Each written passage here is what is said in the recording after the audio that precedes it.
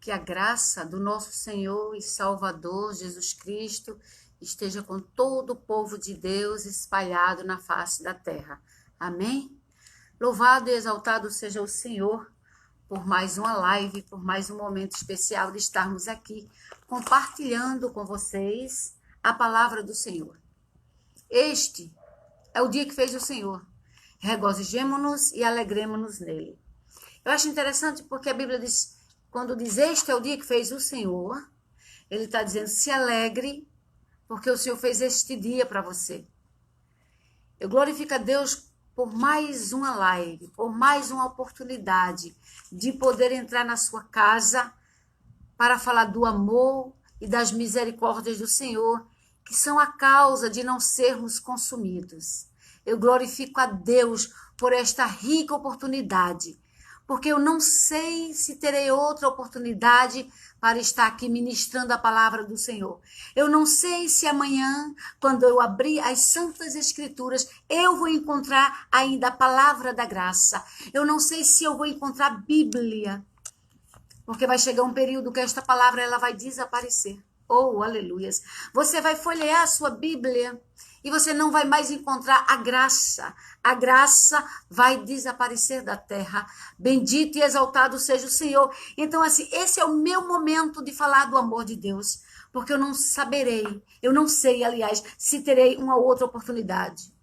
Mas meditando na palavra de Deus e pedindo a Deus o norte, eu digo, Senhor, o que é que eu leve hoje?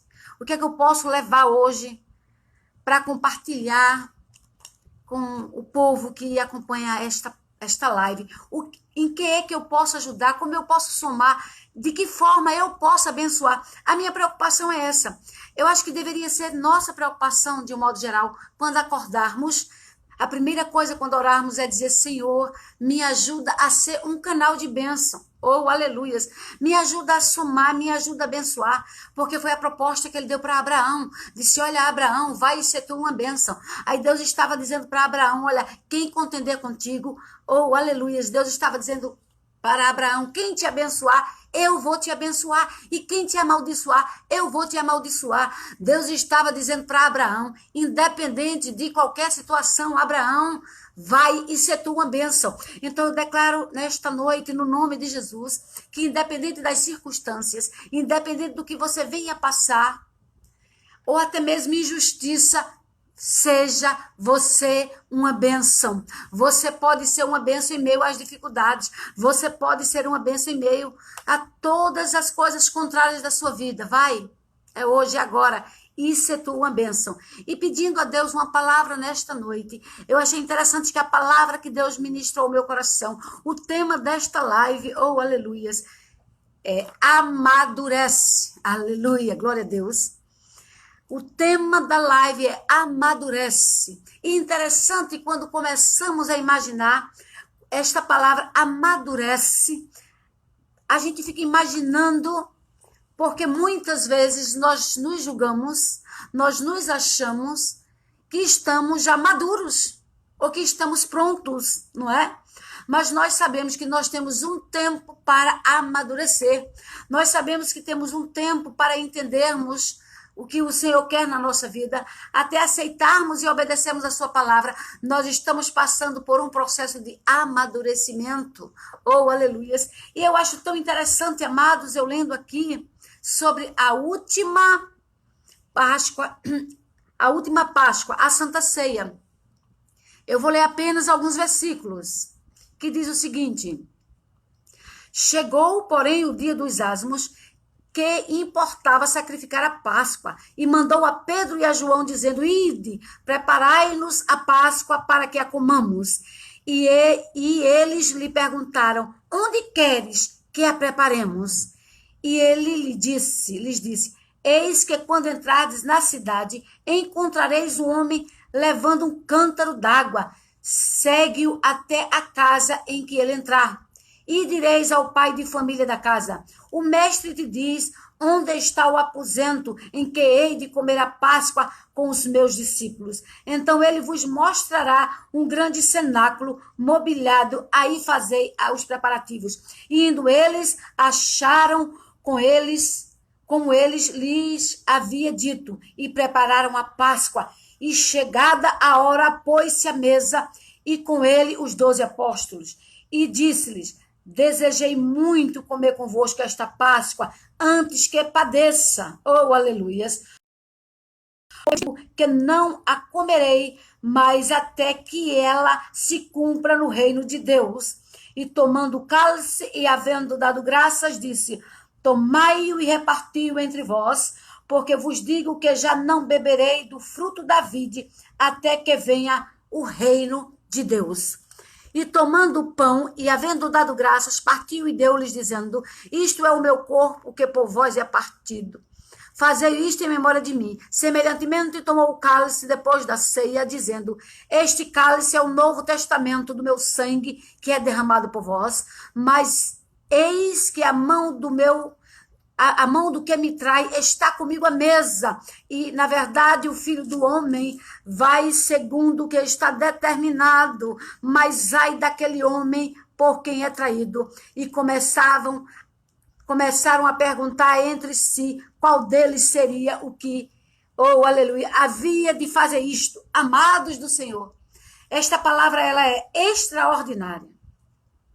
O Senhor fala, dá uma ordem aos discípulos que vão num determinado lugar e lá eles iriam encontrar um homem com um cântaro de água e que os discípulos seguissem aquele homem até aquela casa. Onde ele parasse, ele perguntasse pelo pai da família, pelo dono daquela casa, porque o Senhor havia ordenado ali, naquele cenáculo, naquele ambiente grande, mobiliado, Deus já havia determinado ali que seria a última ceia do Senhor. Ou seja, o último encontro que o Senhor teria com todos os seus discípulos. Interessante que aquele era um momento de comunhão. Como sempre ouvimos e vimos nas igrejas, principalmente igrejas evangélicas. Não posso falar das demais, porque não tenho esse conhecimento. Mas, quando todos se reúnem, seria para estar o quê? Todos em união ali, porque estavam participando do corpo e do sangue do Senhor, ou seja, estavam ceando. E a Bíblia vai nos dizer que todos os discípulos estavam ali. E o Senhor começou a conversar com eles, falando já que ia padecer. Sabe o que eu acho interessante nesta parte? É que a gente entende que mesmo o próprio Jesus sabendo que ia padecer, mesmo o próprio Jesus sabendo que ia ser traído, entre eles estava o traidor, mesmo assim ele cumpriu o propósito. Oh, aleluias!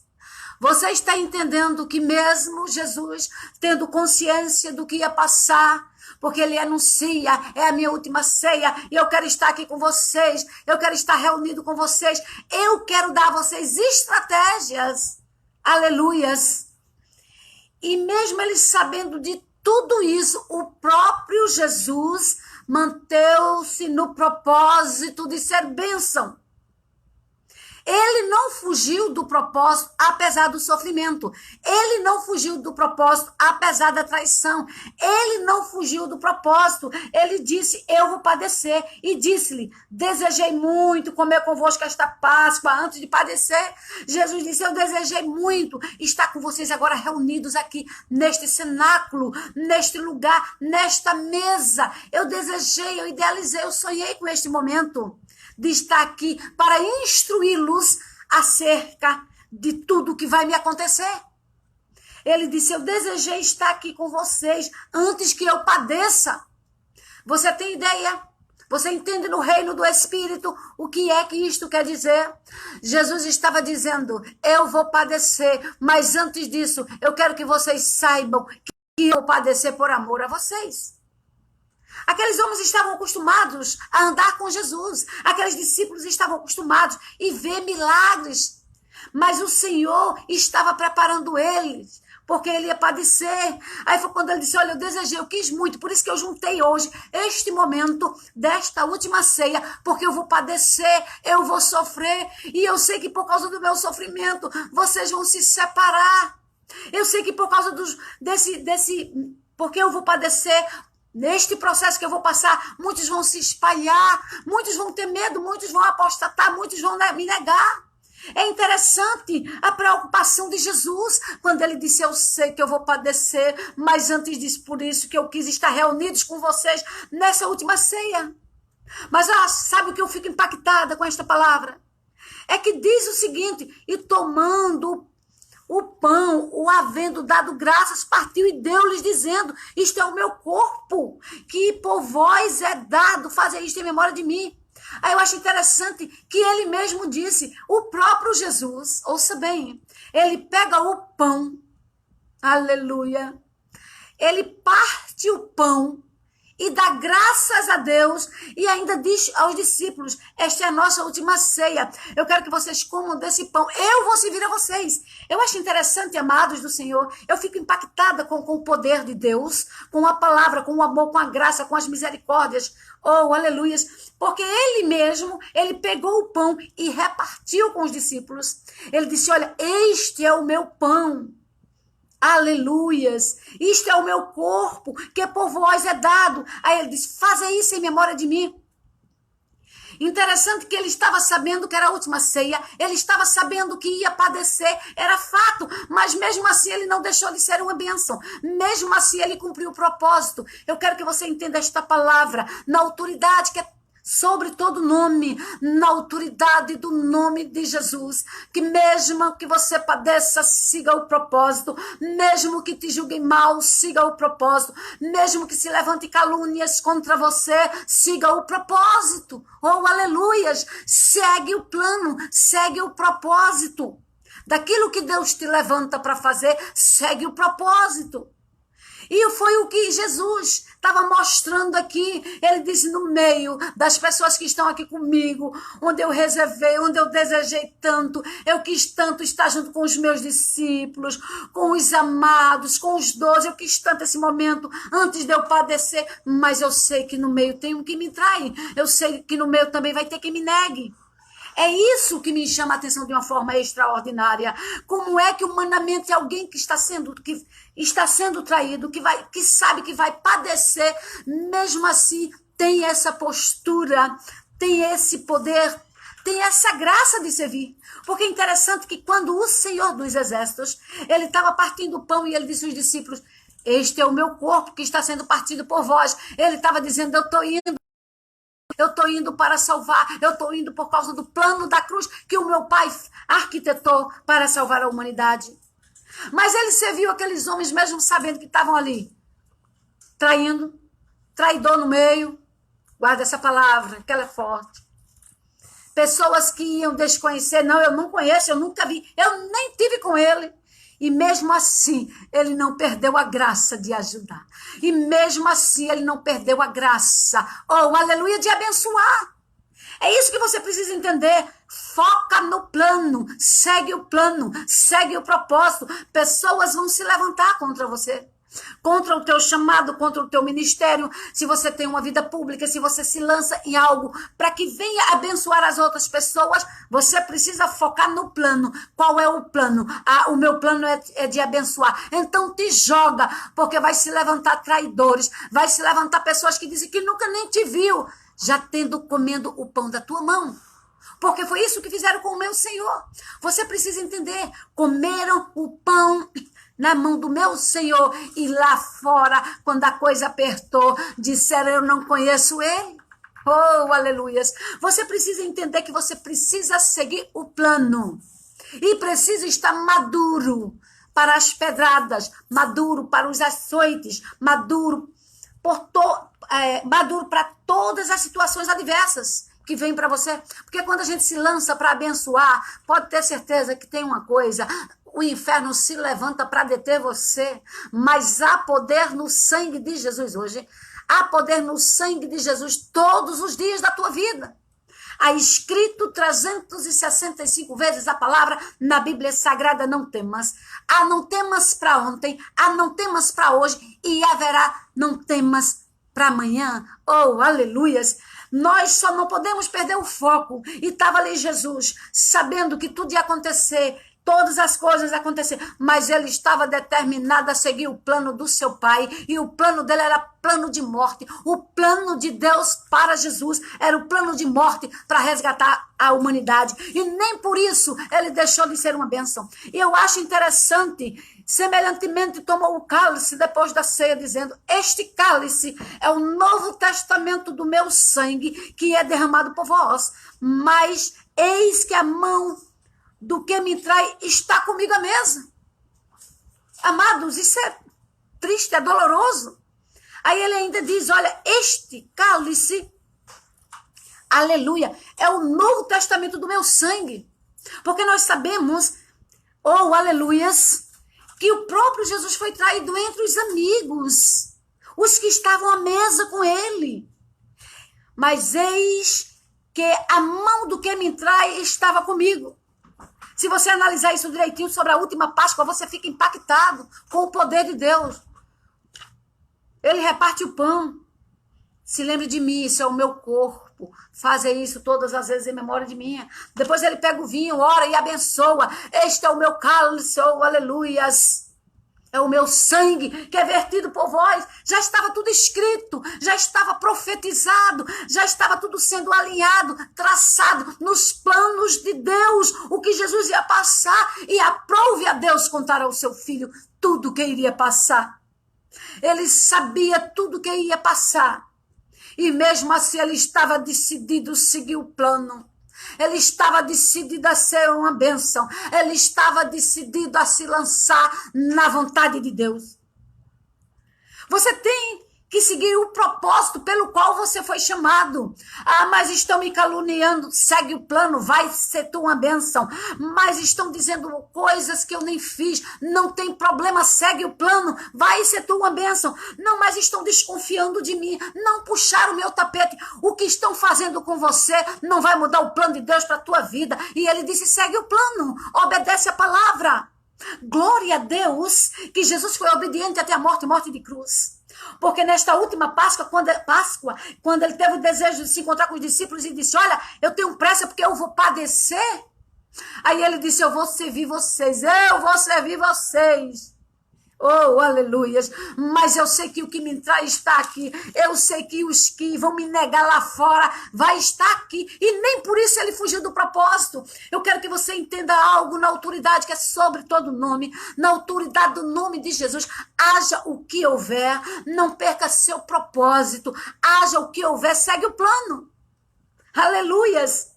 O Senhor tinha um propósito, Jesus tinha um propósito, e independente dos levantes daquele momento, ele estava seguindo o plano, e o plano dele era doloroso, o plano dele era o plano da cruz. Ah, você não tem ideia quantas pessoas chegam para conversar comigo, me pedir conselho, e me dizer: olha, eu já desisti, porque o levante foi muito grande. E eu olho para essa pessoa e eu digo: segue o propósito pelo qual Deus te chamou. Segue o propósito pelo qual Deus te chamou. Jesus deu esse exemplo seguindo o propósito quando estava sendo traído. Ele seguiu o propósito. E foi de uma maestria, de uma nobreza, de uma santidade tão grande que ele ainda serviu. Você está pronto a servir aquelas pessoas que estão te caluniando? Você está pronto para servir aquelas pessoas que puxaram o teu tapete? Você está pronto para seguir no teu ministério, mesmo que isso te cause dor? Aleluias. Crente tem que ter propósito. As pedradas não vão aniquilar o meu propósito. Os levantes do inferno não vão aniquilar o meu propósito. Satanás não vai aniquilar o meu propósito. Foi essa a definição que Jesus deu aqui na última Páscoa. Eu quis estar com vocês antes que eu padecesse, mas não tem problema não. Eu vou seguir o propósito. Segue o propósito para que você venha ver a glória de Deus na sua vida. Aleluias. E eu fico imaginando quando ele diz algo, aleluias, no versículo 22, e na verdade o Filho do Homem vai segundo o que está determinado, aleluias, mas ai daquele homem por quem é traído.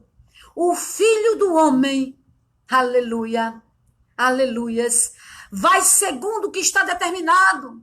Jesus, o Filho do Homem foi seguindo aquele plano que estava determinado para ele. Foi determinado para ele ser traído. Foi determinado para ele o choro. Foi determinado para ele a agonia. Foi determinado para ele a decepção. Foi determinado para ele uma coroa de espinho. Foi determinado para ele uma cruz. Foi determinado para ele açoites. E ele disse: eu não vou fugir do plano. Oh, aleluia. Eu tenho propósito. Quando eu olho o exemplo de Cristo, aí eu digo: quem sou eu para dizer: Deus, eu não aguento? Quem sou eu? Oh, aleluias. Amados do Senhor, segue o plano, segue o propósito. Oh, aleluia. A vitória vai estar no final. Bendito seja o Senhor. Mas eu acho interessante que começaram a perguntar entre si qual deles seria o que havia de fazer isso, qual deles ia trair. Porque é assim, amados. Eu acho interessante que quando está acontecendo algo no reino do Espírito, as pessoas já ficam acusando uma a outra. E o próprio Jesus disse: olha, aqui mesmo vai ter um que vai me trair. Mas estava ele ali fazendo o bem. Estava ele ali repartindo pão e ainda dizendo: isso é meu corpo, que vai ser dilacerado por causa de vocês. Oh, aleluia. É por isso que numa das lives anterior, eu falei que estava ministrando numa igreja, e lá em Mateus capítulo 5, que diz que quem te bater na face do lado direito, oferece à esquerda. Quem te obrigar a caminhar 1.000 milhas, vai com ela 2.000 milhas.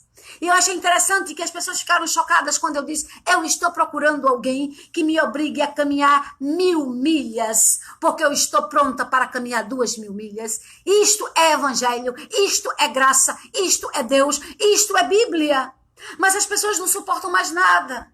Agora imagina alguém tá na tua mesa, tu tá sabendo que está sendo traído por ele, e tu servi-lo como fez Jesus. Isso é ser crente, isso é estar aos pés da cruz, isto é ser obediente. Só que eles começaram a questionar: bom, quem é que vai trair? Aí eu acho interessante, e houve também entre eles contenda sobre qual deles parecia ser o maior. Aí eu acho interessante, eles não acabaram de cear. Guarda esta palavra. Eles estavam na última ceia com o Senhor, uma ceia que o Senhor disse: olha, eu desejei muito esta ceia, eu quis muito esse encontro com vocês, meus amados. Eu desejei muito esta ceia antes que eu padecesse. Aí o Senhor começa contando como vai ser com o corpo, como vai ser com o sangue. Aleluias. Mas apareceu uns que estivessem contendendo. Isso depois de uma ceia. Muitas vezes está cheio do poder, recebeu a presença, recebeu unção e já sai em contendas. A gente vai descobrir por que isso acontece. E ele lhe disse: os reis dos gentios dominam sobre eles, e os que têm autoridade sobre eles são chamados dos benfeitores. Oh, aleluia! Pois qual é maior, quem está à mesa ou quem serve? Porventura não é quem está à mesa, eu, porém, entre vós sou como aqueles que servem. Sabe que eles estavam, bom, se Jesus vai partir, quem é que vai ficar no lugar dele? Precisamos entender que ninguém tem condições de estar no lugar do nosso Senhor. Nós não aguentamos nada. E pela graça e por misericórdia suportamos algumas coisas. Mas precisamos suportar em amor, porque suportar só por suportar também não vai adiantar. E o Senhor dará a cada um segundo as suas obras. Oh, aleluias. Aí eu acho interessante que Jesus disse: quem é o maior aqui então e quem é o menor? Aí Jesus disse: olha, aleluias, você precisa entender isso. Jesus disse: eu estou servindo, e porque eu estou servindo, eu sou o maior. Maior não é aquele que está com o nome lá em cima. Maior não é aquele que dá nomenclaturas de grandes reis, ou grandes homens, ou grandes líderes políticos ou religiosos. Independente da nomenclatura que venham te dar, você precisa entender que você foi criado, que você nasceu para servir. E se você não serve para servir, você também não serve para subir. Jesus não estava procurando aqui o maior, mas ele estava procurando aqui quem estava pronto para servir. Sabe que eu fico assim chocada quando eu vejo ou escuto alguma reportagem ou alguém me liga me pedindo algum conselho. Quando trata-se dessa questão de política, quando trata-se da questão de religião, e eu ainda digo mais de política, se entendessem que o maior objetivo era servir, o mundo estaria diferente. Porque quando Deus permite que o homem chegue a determinados status, quando Deus permite o homem dar um certo poder a ele, Deus está dizendo, eu estou contando com você, eu estou contando com você para servir. E é invertida a coisa. O homem quer status, quer cargo de liderança para ser servido. Precisam entender dentro da palavra que o maior vai servir ao menor. Nós fomos chamados para servir, para fazermos a diferença. Eu repito, se eu não sirvo para servir, eu não sirvo para subir. E Deus não estava procurando nomenclaturas. Deus não estava procurando quem é o maior. Deus estava procurando quem estava pronto para servir. Porque Deus conta com homens e com mulheres que servem. Muitas vezes Deus permite que determinadas pessoas cheguem no auge da política, porque Deus procura contar com ele. Deus procura contar com ela, que tem um coração aberto para servir. Muitas vezes Deus coloca homens e mulheres de Deus em determinados lugares, porque Deus está contando por sua misericórdia que você sirva e você faça a diferença. E muitas pessoas não entendem isso. O chamado é para servir. Você foi escolhido desde o ventre para servir e para fazer a diferença. Faça a diferença enquanto você puder fazer a diferença. Faça a diferença enquanto você está vivo. E eu acho interessante que quando Jesus passou por todo esse processo, ele entendeu que ele estava apto para servir. Você está apto para servir? Você tem convicção que o seu chamado, seja político, seja religioso, ministerial, ou, aleluia, profissional, o teu chamado é para servir, amados. É isso, e não esqueça, e o Senhor dará a cada um segundo as suas obras. E o Senhor dará a cada um segundo as suas obras. Você está pronto para servir? Oh, aleluias. Eu acho interessante que tem um momento que disse também o Senhor, Simão, Simão, eis que Satanás vos pediu para vos cirandar como trigo. Ouça bem, eu já expliquei em outras lives, que quando o Senhor chama alguém 2 vezes seguidas pelo nome, Deus está repreendendo, Deus está querendo chamar a atenção, Deus está avisando, Deus está alertando, assim como ele fez com Marta. Marta, Marta, Deus estava repreendendo Marta. Simão, Simão, eis que Satanás vos pediu para vos cirandar como trigo. Ouça bem que esta palavra é profética. Mas eu roguei por ti, para que a tua fé não desfaleça. E tu, quando te converteres, confirma teus irmãos.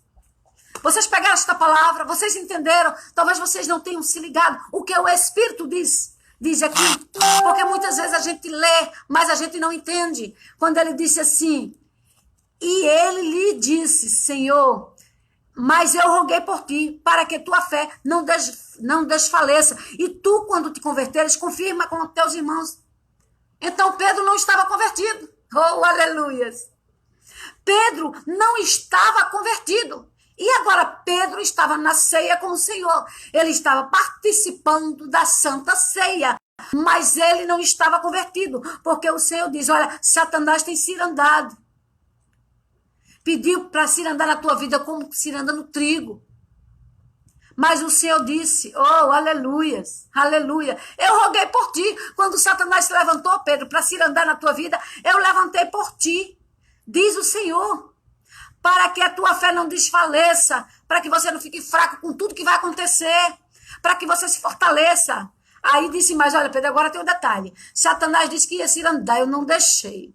Agora presta atenção, eu intervi, eu roguei por ti. Agora tem um detalhe, eu não quero que você desfaleça. Agora tu, quando te converter, aleluia, fortalece os teus irmãos, aleluias. Eu entendi que Pedro ainda não tinha se convertido, apesar de estar andando com o Senhor. Sabe, o que é muito triste é que tem muitos que andam com o Senhor, leem a Bíblia, profetizam, participam da Santa Ceia do Senhor, mas ainda não estão prontos, mas ainda não estão convertidos. Pedro não estava convertido, mas ele era discípulo, ele andava, ele caminhava com o Senhor. Nós precisamos entender esta palavra, porque não sou eu que estou dizendo, é a Bíblia. E tu, quando te converteres, confirma teus irmãos. Está lá em Lucas 22, versículo 33. E o 34 diz assim: mas ele disse, digo-te, Pedro, que não cantará hoje o galo antes que 3 vezes negues que me conheces. É triste, amados. Sabe um dos sinais quando não estamos convertidos? Porque tem muitas pessoas que são convencidas.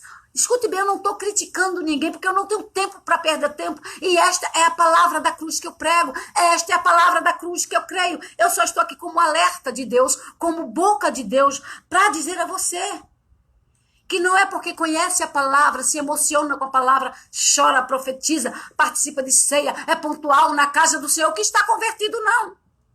Existem pessoas que estão convencidas que ele é o Cristo, mas que ainda não abriram o seu coração para ele.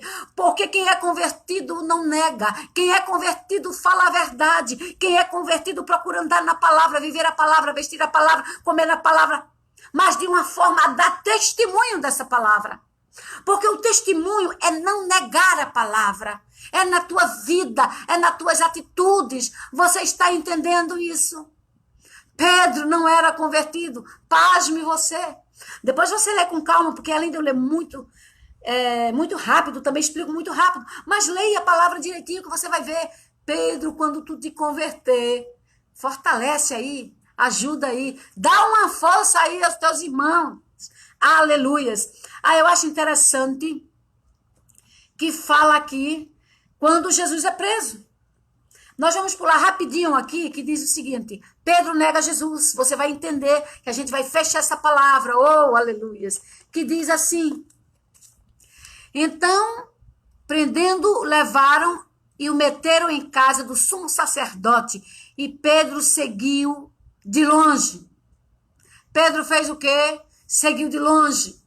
Quem segue de longe está negando. Quem segue de longe está com medo. A Bíblia diz que tudo que não provém de fé é pecado. Se você vai fazer algo onde você está duvidando, não faça, porque você vai estar pecando. E havendo-se acendido fogo no meio do pátio, estando todos sentados, assentou-se Pedro entre eles. E como certa criada, vendo-o estar assentado ao fogo, pusesse os olhos nele e disse: este também estava com ele. Porém ele negou, dizendo: mulher, não o conheço. E um pouco depois, vendo o outro, disse: tu és também deles. Mas Pedro disse: homem, não sou. E passada quase uma hora, um outro afirma dizendo: também esteve verdadeiramente e estava com ele, pois também é Galileu. E Pedro disse: homem, não sei o que dizes. E logo estando ele ainda a falar, cantou o galo. E virando-se o Senhor, olhou para Pedro. E Pedro lembrou-se da palavra do Senhor, como lhe havia dito: antes que o galo cante hoje, me negarás 3 vezes. E saindo Pedro para fora, chorou amargamente. Oh, aleluias.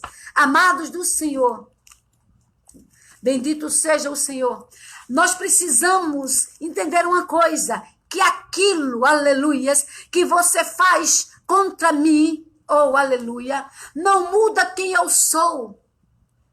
Aquilo que as pessoas fazem contra você não muda o que você é para Deus. Aquilo que as pessoas fazem contra você não deve mudar o propósito pelo qual você foi escolhido. Você está entendendo? Tudo que fizerem contra a tua vida, os levantes que fizerem, as calúnias que fizerem, as perseguições que fizerem, nada disso vai mudar o propósito de Deus na tua vida. Então segue o plano. Porque há um propósito a seguir, há um objetivo. E você precisa estar atento para não sair do foco e não sair do propósito. Porque o que as pessoas pensam ao teu respeito, o que as pessoas falam ao teu respeito, não vai mudar o que Deus pensa ao teu respeito. Porque quando Deus manda Abraão sair da sua casa, da sua parentela, Abraão era um homem rico. Existem alguns pregadores que dizem que Abraão era um homem pobre. Não, Abraão era muito rico. O seu pai era um homem riquíssimo. E Deus disse, sai e vai para uma terra que eu ainda vou te dizer. E ele saiu sem referência. Aí o Senhor disse com ele, olha Abraão, se as pessoas te abençoarem no meio do caminho, no percurso da tua vida, da tua jornada, eu vou abençoar.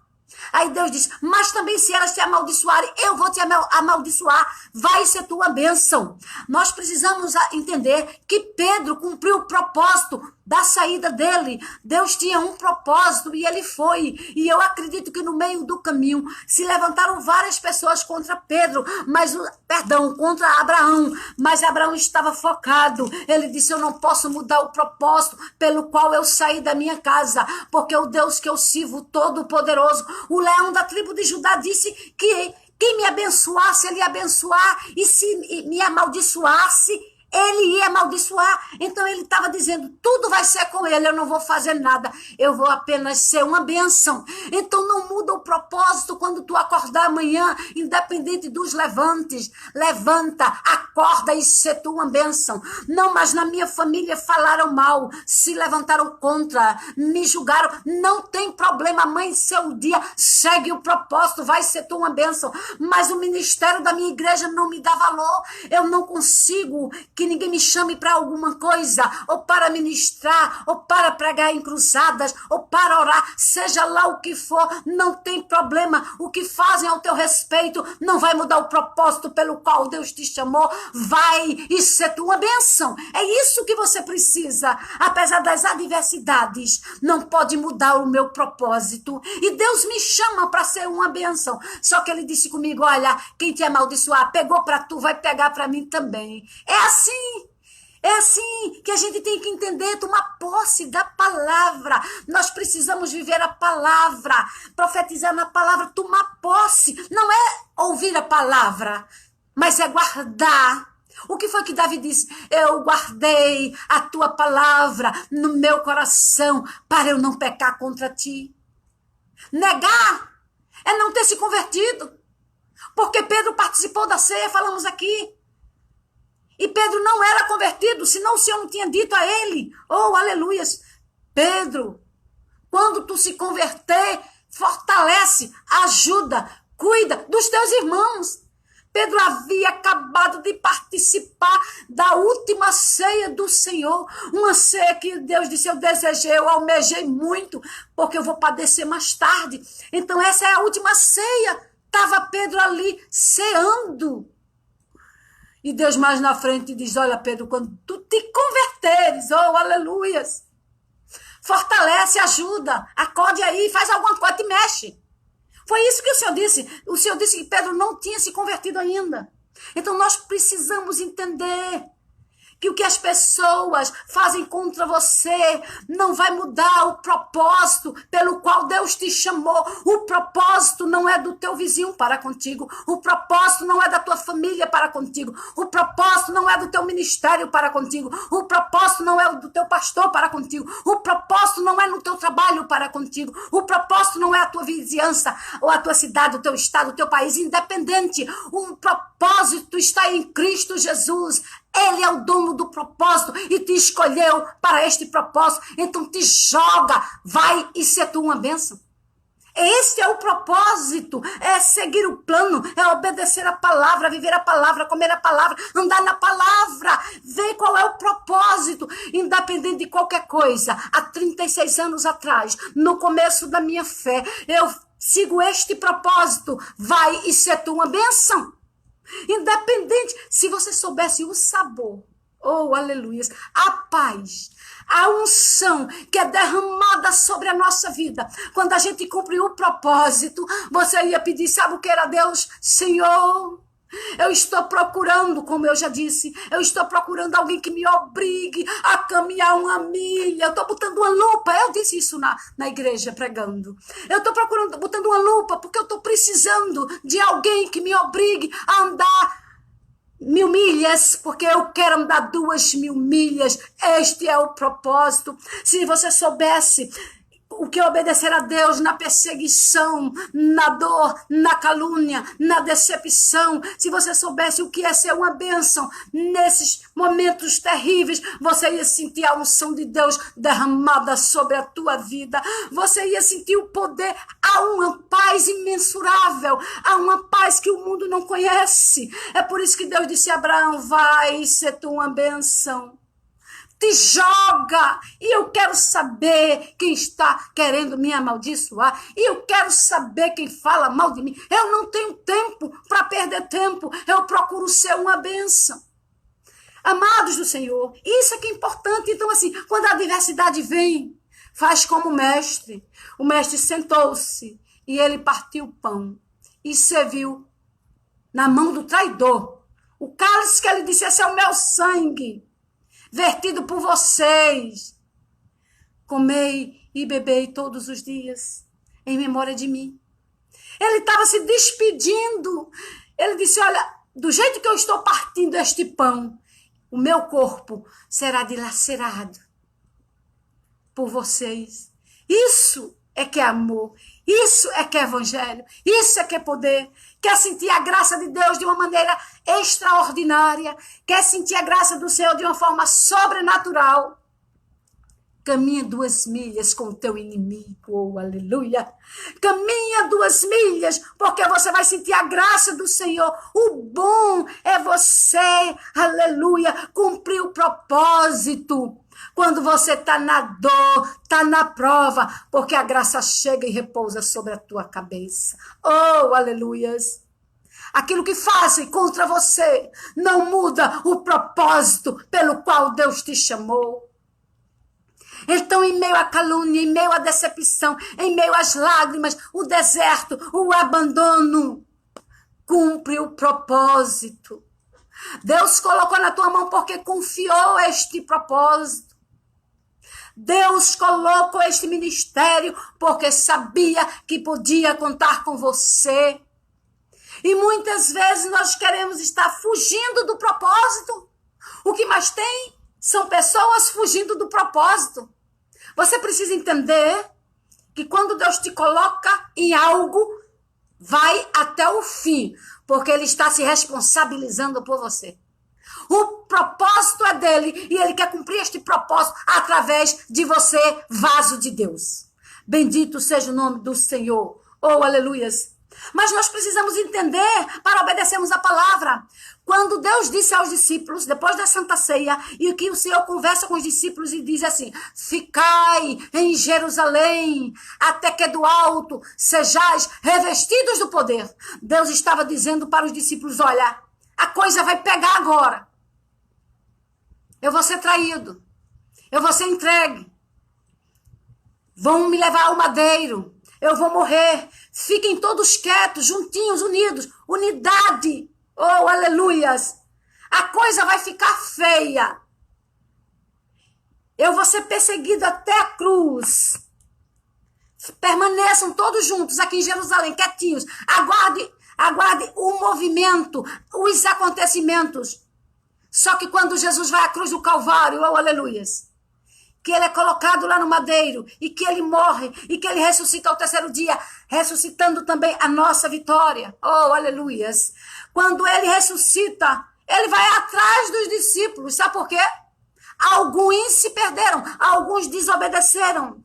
E ele encontrou alguns no caminho de Emaús. Eu não sei se vocês entendem bem esse texto, se já leram esse texto todo. Eu não quero me ater nisto aqui, mas os que ele encontra no caminho de Emaús, eles estavam em desobediência. O Senhor precisou procurá-los. Fica no propósito pelo qual Deus te chamou. Fica onde Deus te colocou. Ele deixou todos, deu ordem: ficai em Jerusalém, até que do alto sejais revestidos de poder. Ele estava dizendo: fique aí. Cumpre o propósito aí, que eu vou te dar revestimento. Quando tu sair, vai ser diferente. Eles saíram antes da ressurreição. Eles saíram antes da ordem. Precisou o Senhor encontrá-los, correndo para salvá-los no caminho de Emaús. E conversar com eles. Eles estavam tão atordoados que eles pensavam que era um fantasma. Eles estavam tão perdidos que não estavam nem entendendo. Mas o Senhor havia dito, fique aí quietinho, eu vou morrer, mas eu vou ressuscitar. Fica em Jerusalém que eu vou lhe revestir de poder depois. Eles não tiveram a paciência de esperar. Você precisa entender esta palavra. Tenha paciência de esperar. Continua no propósito que Ele está te revestindo de poder. Para quando Ele te levar, você fazer a diferença. Você precisa entender que a vontade de Deus sempre é boa, perfeita e agradável. Você precisa entender que você não tem tempo para se preocupar o que as pessoas acham ao teu respeito. Sabe por quê? As pessoas são muito pequenas. Nós somos pequenos. Por que nós somos pequenos? Porque nós nem conseguimos alcançar a bondade, a graça e as misericórdias do Senhor. Qualquer aperto, qualquer deserto, já estamos murmurando e querendo sair do propósito. Deus me chama nesta noite para dizer, continua no propósito e fica em Jerusalém até que do alto seja revestido do poder. Aprendamos com esta palavra a servir, porque nós fomos chamados para servir, assim como Ele serviu a Santa Ceia. Precisamos aprender a ser esbofeteado e agradecer a Ele, a propósito de Deus, até na tua dor. Eu sei que parece coisa de doido, né? Mas é que a palavra de Deus para os que perecem é loucura, mas para nós que somos salvos é poder de Deus. Parece loucura, mas fica no propósito. Fica aonde Deus te colocou. Mesmo que esteja doendo, é que Ele está te preparando para uma grande obra. A minha oração a Deus, ao Todo-Poderoso, ao Leão da tribo de Judá, é que você entenda que a vontade dele é boa, perfeita e agradável. E que ele não vai deixar você, ele só quer que você não vá para o caminho de Emaús. Você fica em Jerusalém, porque ele vai te revestir de poder, se não estão te dando valor.